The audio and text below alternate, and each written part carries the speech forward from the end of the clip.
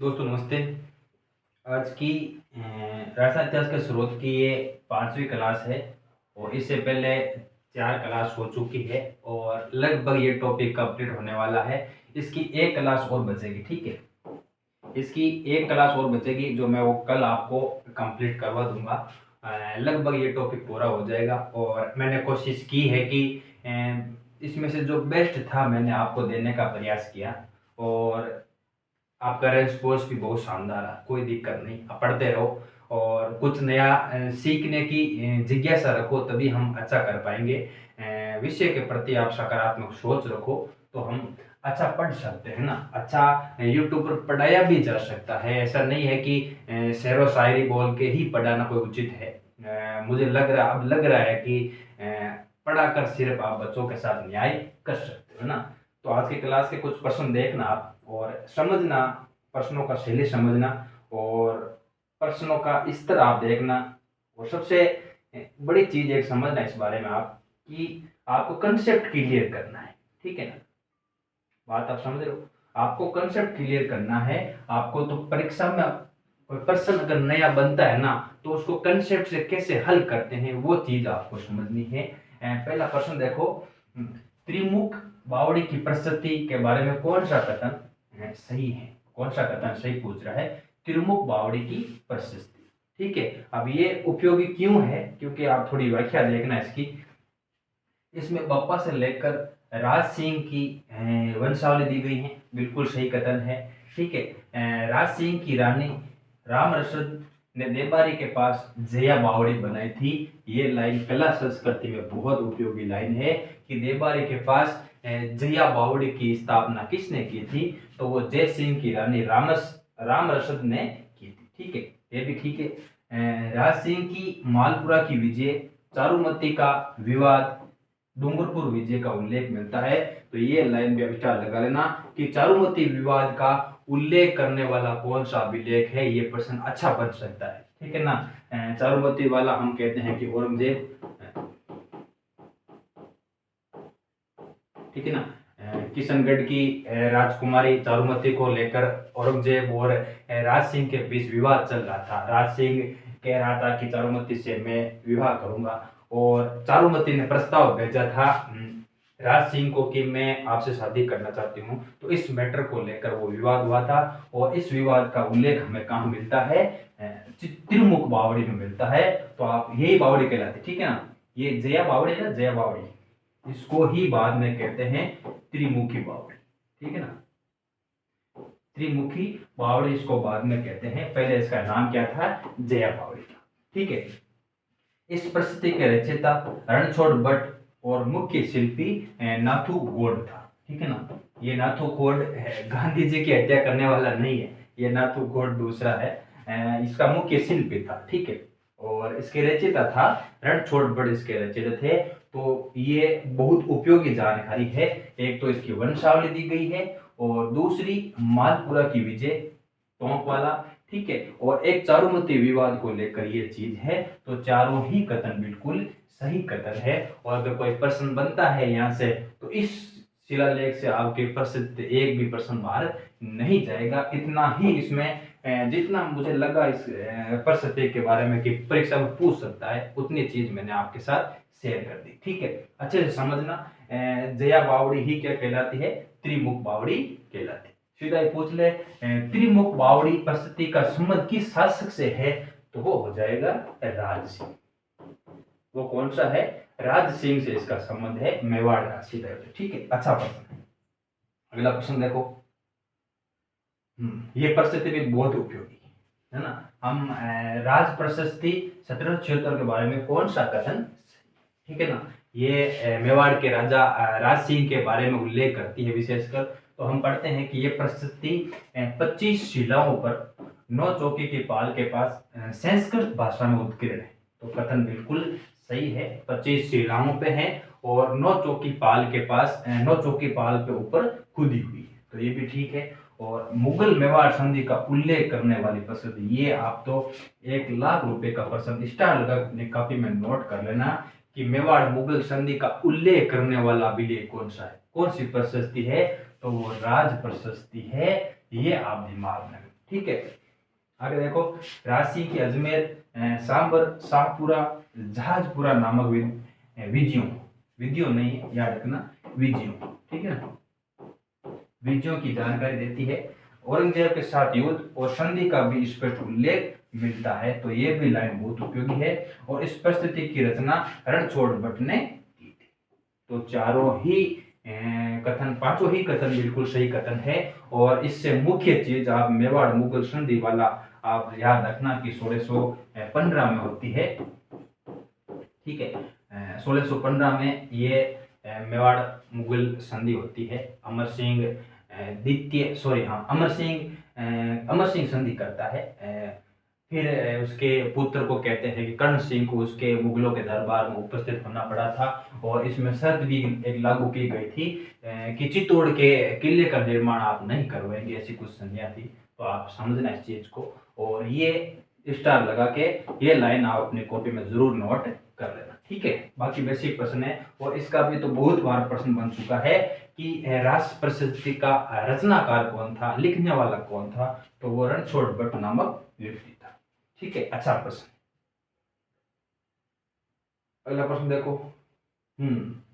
इस प्रश्न को मैंने स्पेशली ही डाला है क्योंकि ये वैसे है तो मेवाड़ से संबंधित, ठीक है ना। अब जो मैं आपको लेख बता रहा हूँ ये है तो मेवाड़ से संबंधित, परंतु इसमें मेड़ता और मीरा के बारे में थोड़ा उल्लेख मिलता है, तो मैंने ये चीज आपके डाली है। ये कला संस्कृति के में काम का आता है, ठीक है। कृष्ण भक्ति की परंपरा का प्रकाश डालने वाला कौन सा अभिलेख है, तो वो है जन्ना सागर की प्रशस्ति।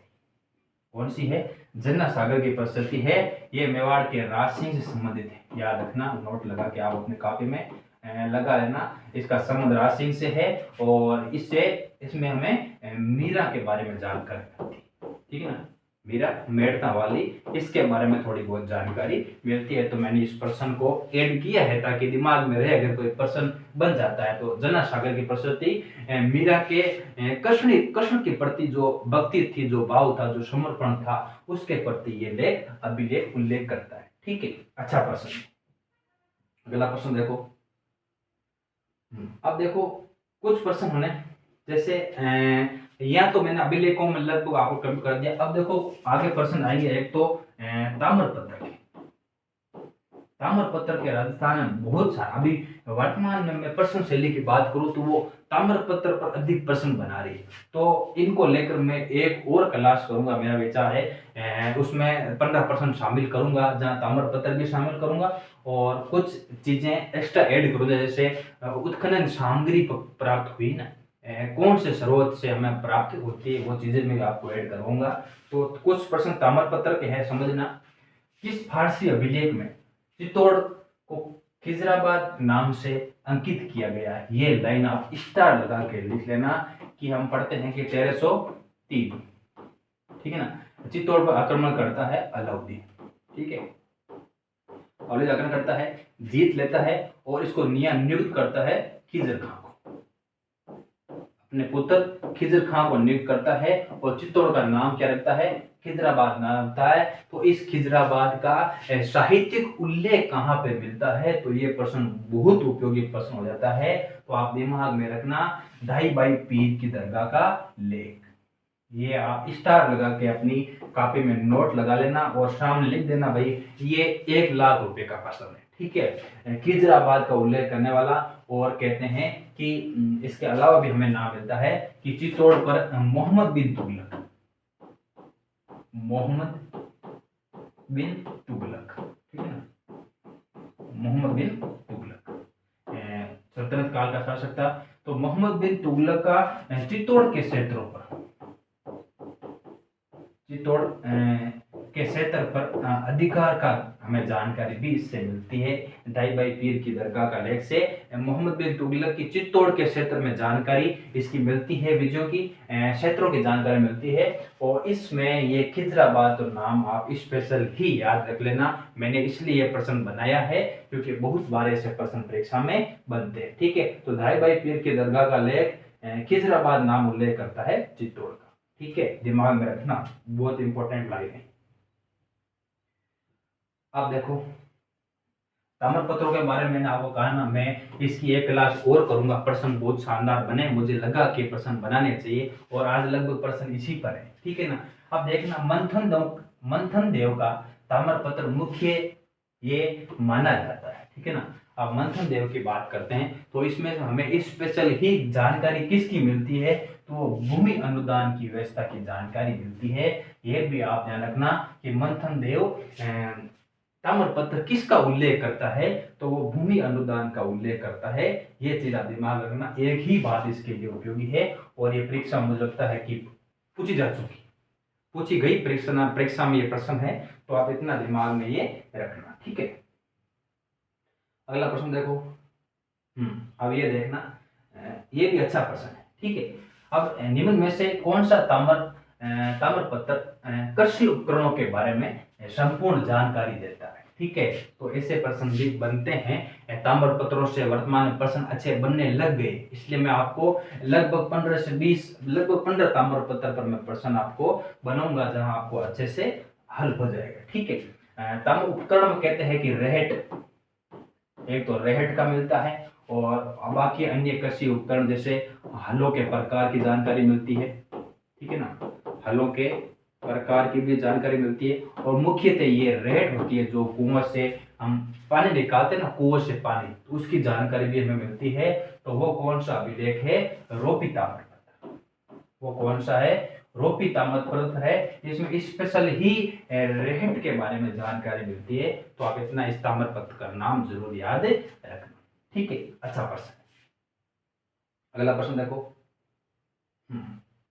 अब देखना, कदममल गांव का ताम्रपत्र मेवाड़ के किस शासक के समय का है, ठीक है ना। देखो, कदममल ताम्रपत्र दो थे, ठीक है ना। एक पदम सिंह का है, याद रखना, और एक है तेज सिंह का। पदम सिंह और तेज सिंह के दोनों के शासकों के काल में ये कदममल ताम्रपत्र बनाए गए थे, और इसमें भी हमें बेसिक ही जानकारी मिलती है कि वहाँ के क्षेत्र की जो भौगोलिक व्यवस्था थी, अनुदानों के बारे में भी जानकारी मिलती है। और बात समझो कि जितने भी ताम्रपत्र है ना, ताम्रपत्र लगभग हमें मिलते हैं अनुदान के बारे में, क्योंकि ताम्रपत्र बनाए ही जाते थे। अनुदान जब देते थे तब ताम्रपत्रों का निर्माण करके उन पर वो चीजें लिख देते थे, ठीक है। तो कदमल गांव का ताम्रपत्र एक तो पदम सिंह के नाम के मिलता है, इसके काल में मिलता है, और एक मेवाड़ के तेज सिंह के नाम पर मिलता है। तो कदमल नाम के अगर प्रश्न बन जाता है ना, तो ये दोनों ही आप ध्यान रखना, पदम सिंह भी है और तेज सिंह भी, ठीक है। अगला प्रश्न देखो। ये देखो, ये भी प्रश्न अच्छा बन सकता है कि खरोदा, ठीक है ना। यहाँ एक और नाम मिलता है खरोड़ा भी नाम मिलता है, ठीक है ना। खरोड़ा भी मिलता है। खरोद का ताम्रपत्र मेवाड़ के किस शासक के समय का है, किस शासक के समय का है, तो वो हो जाएगा महाराणा कुंभा के काल का। किसके काल का है, महाराणा के कुंभा के काल का खरोड़ का ताम्रपत्र भी हमें जानकारी मिलती है। इतना ही इंपॉर्टेंट है कि आप किससे संबंधित है, इतना ही प्रश्न बन सकता है। बाकी बेसिक जानकारी सभी ताम्रपत्रों में लगभग एक सी है। बहुत कम ताम्रपत्र है जिनमें थोड़ा डिफरेंट होता है ताम्रपत्र की, और मैं कोशिश करूंगा कि वो मैं आपको कंप्लीट बता दूं, ठीक है। अगला प्रश्न देखो। ये तो बहुत शानदार प्रश्न, और परीक्षा में प्रश्न बन चुका है, इस पर प्रश्न बन चुका है, याद रखना। ताम्रपत्र चीकली पर, मंथन देव पर, और पुर ताम्रपत्र, ठीक है ना। एक तो चीकली पर प्रश्न बन चुका है, ठीक है, चीकली। एक पुर ताम्रपत्र बन चुका है, एक मंथन देव, ठीक है ना। यहाँ तक प्रश्न बन चुके हैं, तो आगे भी आपको मुझे लगता है कि तैयार रहना चाहिए आगे परीक्षाओं के लिए। यहाँ तक बन चुका है तो फिर आगे भी बनने की संभावना है, ठीक है। तो चीकली ताम्रपत्र में किस व्यक्ति के द्वारा जोशी वेणा को भूमि अनुदान के नाम का अंकित मिलता है, और ये प्रश्न बना था, स्टार लगा लिख लेना कि भूमि अनुदान का उल्लेख करने वाला कौन सा ताम्रपत्र है, ठीक है। तो चीकली ताम्रपत्र, और नाम याद रखना, ये रावल गंगादास। स्टार लगा अपनी कॉपी में ये नाम ऐड कर लेना। रावल गंगादास ने अनुदान किसको दिया था, जोशी वेणा को। अनुदान किसको दिया था? जोशी वेणा को अनुदान दिया था। तो ये जोशी वेणा का तो नाम आप याद रखो या मत रखो, परंतु अनुदान देने वाले का नाम आप दिमाग में जरूर रखना कि राहुल गंगादास के द्वारा इस व्यक्ति को अनुदान दिया गया था। ठीक है, तो स्टार लगाकर अपनी कॉपी में ये राहुल गंगादास का नाम जरूर ऐड कर लेना। ठीक है, अच्छा प्रश्न। अब देखो ये प्रश्न, देखो प्रश्न को आप समझना और हल करने की भी कोशिश करना कि कौन सा ताम्रपत्र महाराणा विक्रमादित्य के समय बहादुर शाह के चित्तौड़ आक्रमण का उल्लेख का माना जाता है। ये तो आप स्टार लगा कर लिख लेना, क्योंकि इससे संबंधित पहले प्रश्न बन चुके हैं। हम पढ़ते हैं कि बहादुर शाह का आक्रमण होता है लगभग 1535 में, 34-35 की बात है। 34 और 35 में आक्रमण होता है। यहाँ पे इससे आगे मैंने एक प्रश्न बनाया है, तो वहां वो मैं आपको हल करवा दूंगा। ठीक है, तो इसमें हो जाएगा, इसमें लगभग करोड़ा का ताम्रपत्र, तेलोड़े का ताम्रपत्र, पारसोली का ताम्रपत्र, तो इसका उत्तर हो जाएगा पारसोली का ताम्रपत्र। ठीक है ना, पारसोली के ताम्रपत्र में हमें ये चीज उल्लेख मिलती है कि विक्रमादित्य के काल में बहादुर शाह के द्वारा आक्रमण किया गया था चित्तौड़ में, तो ये जानकारी यहाँ से मिलती। ठीक है ना, तो ये बात भी आप दिमाग में रखना है ना। अगला प्रश्न देखो, ये प्रश्न तो बहुत शानदार है और परीक्षा में बन चुका है 2 बार। वह ताम्रपत्र जिसमें हाड़ी रानी कर्मावती द्वारा जोहर करने का उल्लेख मिलता है। ये तो आप स्टार लगा कर लिख लेना और परीक्षाओं में ये प्रश्न बन चुका है। ठीक है ना, तो आप दिमाग में रखना कि पूर्व गांव का ताम्रपत्र। ठीक है ना, अब पूर्व गांव का ताम्रपत्र क्या है कि 1535 की बात है। ठीक है ना, बहादुर शाह आक्रमण करता है और द्वितीय शाखा होता है चित्तौड़ का। क्या होता है? चित्तौड़ का द्वितीय शाखा होता है और रानी कर्मावती क्या करती है? जोहर करती। इस जोहर का उल्लेख मिलता है पूर्व गांव का ताम्रपत्र में उल्लेख मिलता है। वो इस लेख से संबंधित एक लाइन और लिख लेना कि इसमें कर्मावती द्वारा तिवाड़ीकरण को पूर्व में एक हल भूमि दान देने का उल्लेख मिलता है। जब रानी कर्मावती जोहर करने जा रही थी, अग्नि में प्रवेश करने जा रही थी, तो कर्मावती ने इस व्यक्ति को एक पूर्व में एक हल की भूमि का अनुदान किया था। तो तिवाड़ीकरण का नाम भी आप दिमाग में जरूर रखना और पूर्व का ताम्रपत्र भी आप जरूर दिमाग में रखना। ठीक है, बेस्ट प्रश्न है, ऐसा प्रश्न बन चुका है, इसलिए मैं आपको ये हल करवा रहा हूं ना। अगला प्रश्न देखो कि किस ताम्रपत्र में उल्लेख मिलता है कि शेरशाह सूरी, ठीक है, शेरशाह सूरी के चित्तौड़ आक्रमण की संभावना के कारण राणा ने किले की कुंजियां उसके पास भेज दी। ठीक है ना, अब शेरशाह सूरी क्या करता है? जब शेरशाह सूरी जब मालदेव को हराकर, ठीक है ना, मालदेव को पराजित करके वापस मालवा की ओर जा रहा था। ठीक है ना, तो बीच में क्या पड़ता है? चित्तौड़। ठीक है ना, बीच में क्या पड़ता है? चित्तौड़ पड़ता है और चित्तौड़ का था उदय सिंह। चित्तौड़ का कौन शासक था? उदय सिंह था। अब उदय सिंह ने क्या किया? शेरशाह सूरी के आक्रमण से बचने के लिए जो किले की चाबियां थी वो राणा शेरशाह सूरी को भेज दी। कहा था कि भाई आप हमारा किला ले लो, हमें इसकी कोई जरूरत नहीं। ठीक है, अब इसका उल्लेख हम कौन से अभिलेख में मिलता है, कौन से ताम्रपत्र में मिलता है? तो वो है गांव महादी का ताम्रपत्र। ये भी आप स्टार लगा के लिख लेना। ये किस काल का है? उदय सिंह के काल का है। ठीक है, उदय सिंह का काल का है और शेरशाह सूरी की जो आक्रमण की संभावना थी ना, उसके कारण उसने अपना किला किसी और को दे दिया या कहा कि ये चाबियां दो, शेरशाह सूरी को देकर आ जाओ। तो गांव महादी का ताम्रपत्र ये भी बहुत उपयोगी है, आप इसको भी अच्छे से तैयार करना।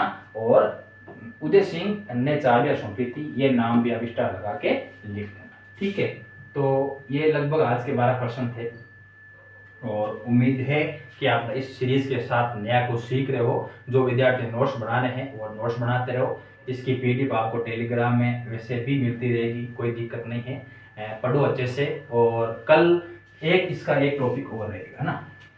इसकी एक क्लास और रहेगी। फिर राजस्थान इतिहास के स्रोत लगभग मैंने कंप्लीट करवा दिए हैं, जितने भी अभिलेख हैं, ताम्रपत्र हैं, सिक्कों के बारे में थोड़ी बहुत जानकारी है, मैं कल के पर्सन इसमें ऐड कर दूंगा। ठीक है, तो आप अच्छे से पढ़ो और नोट्स बनाओ और बेस्ट पढ़ो। ठीक है, धन्यवाद।